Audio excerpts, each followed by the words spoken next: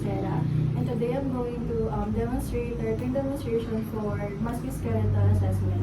So first, I'm going to gather the equipments like the measuring tape and the alcohol, and then I'm going to explain the procedure to the client. So, ma'am, i-assess ko po ngayon yung musculoskeletal system nyo to know if may deformities ba sa mga joints and tenderness sa mga joints and arms niya.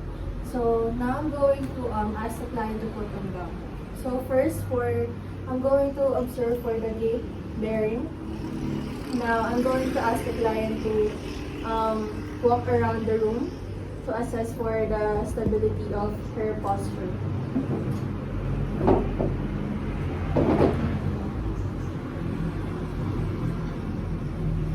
So I can see that the client's posture is very erect and her weight is evenly distributed on her foot. So now I'm going to inspect and palpate for the temporomandibular joint.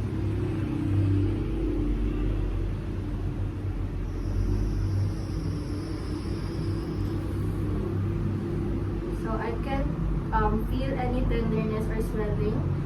And then I'm going to test for the range of motion of the temporomandibular joint by asking the client to open her mouth.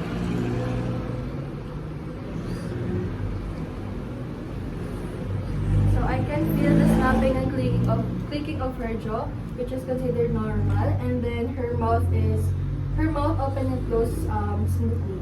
So now I'm going to palpate for the sternoclavicular joint for any tenderness or swelling.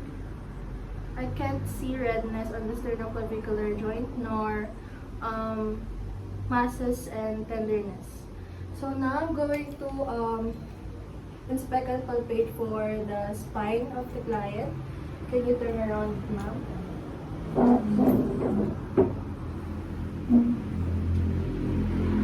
Starting from the cervical down to the lumbar. I'm going to palpate for any tenderness.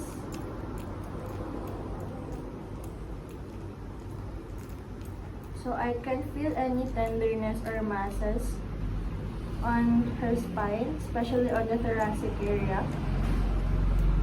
So now I'm going to test for the range of motion of the cervical, thoracic, and the lumbar. So can you mimic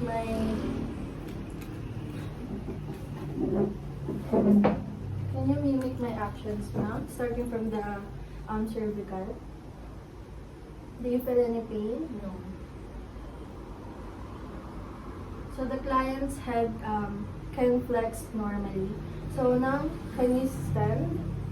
I'm going to assess for the range of motion of the thoracic.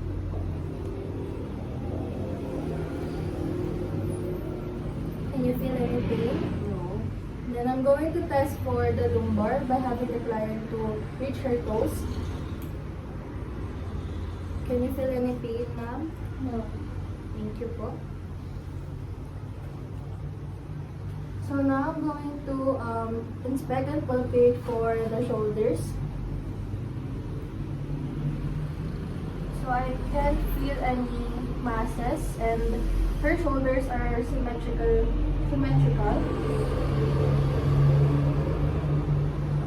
So now I'm going to test for the range of motion of the shoulders by having the client to stand up again. Can you mimic my actions, ma'am?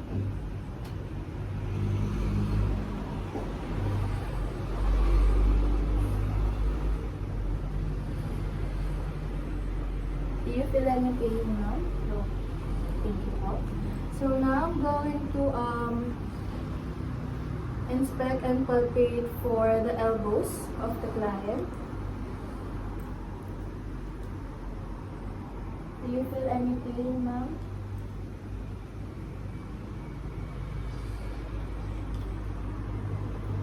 I can feel any swelling on the joints of the client, as well as there's no redness indicated. So now I'm going to test for the range of motion of the elbows.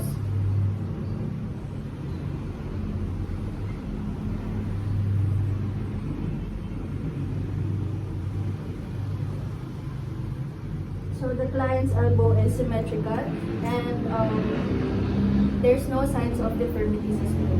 So now I'm going to inspect and palpate for the wrist of the patient. Do you feel any pain po?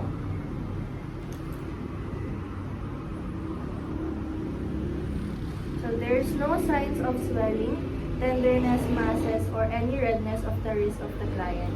So now I'm going to test of the range of motion of the wrist of the client. So can you do you feel any pain now?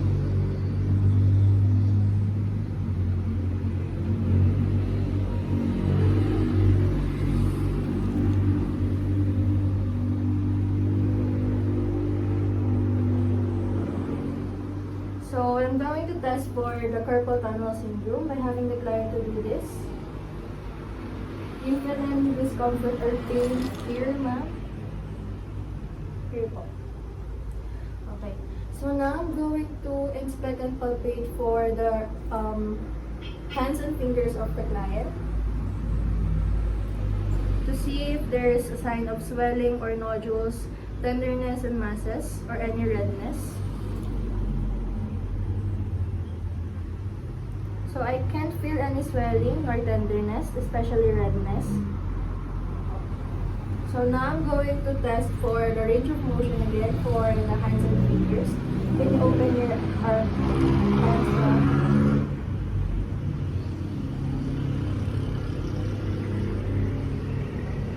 Do you feel anything po?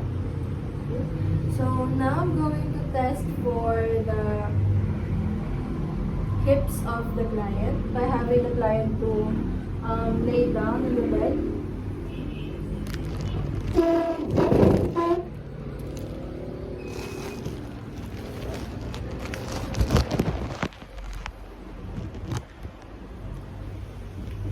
now I'm going to palpate for the hips of the client.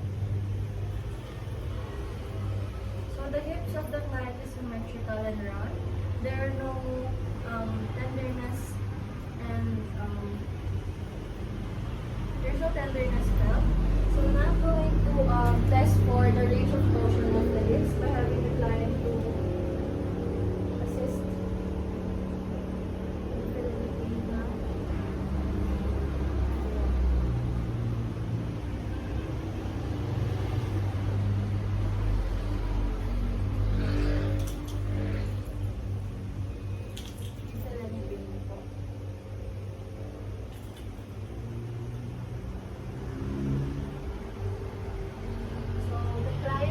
Flex her hips in normal way. So now I'm going to test for the knees of the client by inspecting.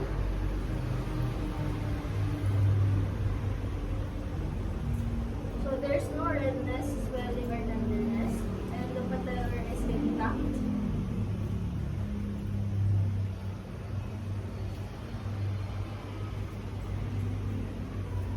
So now I'm going to test for the range of motion of the knees of the client. I'm having to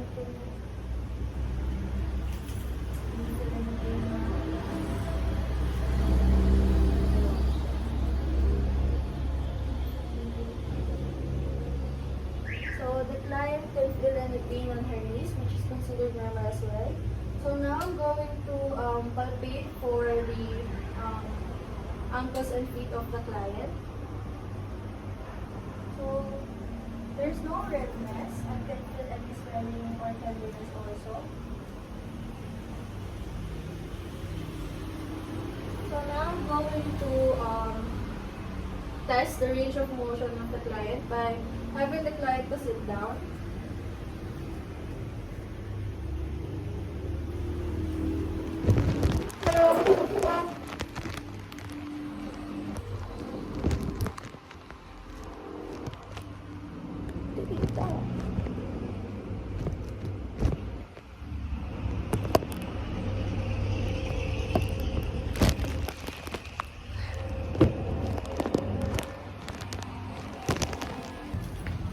So now I'm going to inspect and palpate for the ankles and feet of the client. So I can feel any tenderness or redness on the client's feet as well as masses. So now I'm going to test for the range of motion of the client's ankles and feet. Can you feel any pain po?